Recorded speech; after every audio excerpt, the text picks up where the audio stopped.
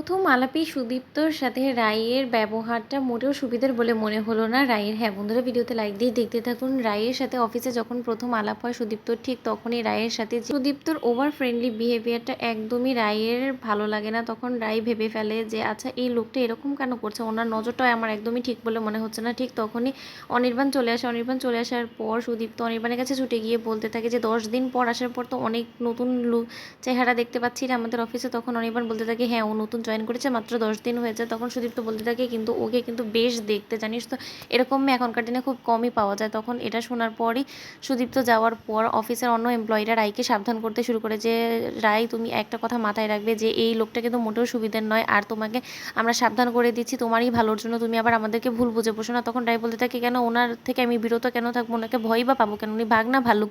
তখন এটা শোনা মাত্রই এমপ্লয়িরা হাসতে থাকে আর বলতে থাকে এরকম অনেক এসেছে গিয়েছে তোমার জায়গায়, আগে যে ছিল তাকে উনি এরকম করে অপদস্থ হেনস্থা করে এই অফিস ছাড়া করেছে শুধুমাত্র ওনার নিজের স্বার্থসিদ্ধির জন্য। তখন এটা শুনে রায় অবাক হয়ে জিজ্ঞেস করতে থাকে ওনার স্বার্থসিদ্ধি মানে? তখন আরেকজন এসে বলতে থাকে উনি আসলে পাক্কা একটা লম্পট একটা লোক, ওনার মতন লম্পট লোকের নজরের হাত থেকে বাঁচার জন্যই ওই মেয়েটা জানো তো নিরীহ হয়ে কাউকে কিছু না বলতে পেরে অবশেষে মুখ বন্ধ করে ছাড়তে এক পর্যায়ে বাধ্য হয়েছে শুধুমাত্র এই লম্পট লোকটার জন্য। তুমি ওর থেকে একটু দূরেই থাকো, নয়তো বা তোমারই বিপদ ডেকে আনবে। তখন রায় বলতে থাকে আমার কিসের বিপদ ডেকে আনবে? আরেকজন বলতে থাকে যে উনি আর কিছু পারুক আর না পারুক তোমাকে এই চাকরির ক্ষেত্রে অনেকটা সমস্যা করে দিতে পারে, ওনার কিন্তু বেশ পাওয়ার আছে। আর অনির্বাণ স্যারের সেই ছোট্টবেলার বন্ধু, তাহলে তো বুঝতেই পারছো যে উনি কতটা সাংঘাতিক হতে পারে। তখন রায় বলতে থাকে যতই সাংঘাতিক হোক না কেন উনি যদি আমার সাথে এরকমভাবে সুবিধা করা বা বদমাইশি করার চেষ্টা করে তাহলে এর উল্টো জবাবটা ওনাকে আমি দিয়ে দিব ঠিক মতন জায়গা মতন। তাহলে উনি হয়তো বা আর যাই হোক না কেন আর কোনো নারীর পেছনে পেছনে এরকম বদমাইশি করার আর কোনোদিনও সুযোগও খুঁজবে না। তখন এটা বলা মাত্র অন্য এমপ্লয়িরা বলতে থাকে তোমার যদি সাহস থাকে তুমি করতেই পারো, কিন্তু আমরা বলবো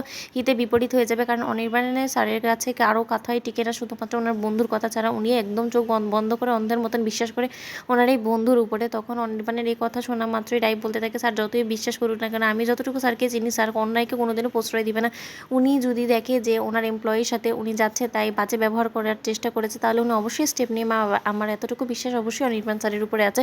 অন্য এমপ্লয়িরা বলতে থাকে তোমার যেটা ভালো মনে হয় তুমি সেটাই করো, আমাদের দরকার ছিল তোমাকে আগে থেকে অ্যালার্ট করে দেওয়া, নয়তো অনির্বাণ স্যারই আমাদেরকে বলতো যে ওকে তোমরা আগে থেকে সাবধান করোনি কেন? কারণ অনির্বাণ স্যার তো আমাদেরকে তুমি জয়েন করার আগে বলে দিয়েছে যে নিউ কামারদেরকে আমরা যাতে আগে ভাগেই সব কিছু থেকে সাবধান করে দিই, তার জন্যই আমাদের দায়িত্ব ছিল, সেটাই আমরা করলাম, বাকিটা তোমার ভুল, তোমার যেটা ভালো মনে হয় সেটাই করো। তখন রাই মনে মনে নিজে নিজে ভাবতে থাকে যে যত যাই বলুক না কেন এটা কথাটা খুব একটা খারাপ বলেনি, এই লোকটাকে আমার মোটেও সুবিধার বলে মনে হয়নি, এই লোকটার ধাঁচটাই একদমই ভিন্ন। অনির্বাণ স্যার যেরকম আমাদের মেয়েদেরকে এতটা রেসপেক্ট দিয়ে কথা বলে সেই জায়গায় উনি পুরোটাই বিপরীত। ওনার ফ্রেন্ডটা ওনাকে তো একদমই আমি বরদাস্ত করবো না এরকম ব্যবহার করলে। তখন তোর ভিডিওটি ভালো লাগলে লাইক কমেন্ট শেয়ার করে সাবস্ক্রাইব করতে ভুলো না।